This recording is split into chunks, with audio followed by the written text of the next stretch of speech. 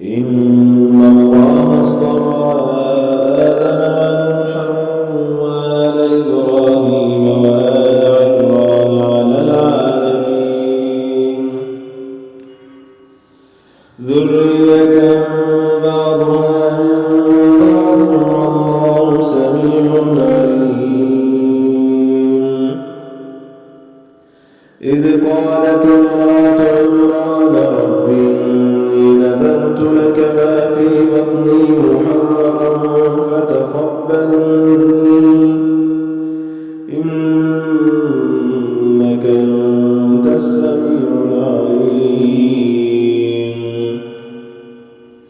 فلما وضعتها قالت رب إني وضعتها أنثى والله أعلم بما وضعت وليس الذكر كالأنثى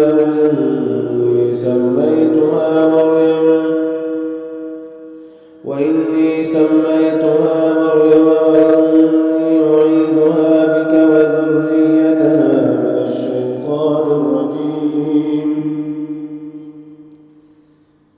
فتقبلها ربها بقبول حسن وأنبتها نباتا حسنا وكفلها زكريا كلما دخل عليها زكريا المحراب وجد عندها رزقا قال يا مريم أنى لك هذا قالت هو من عند الله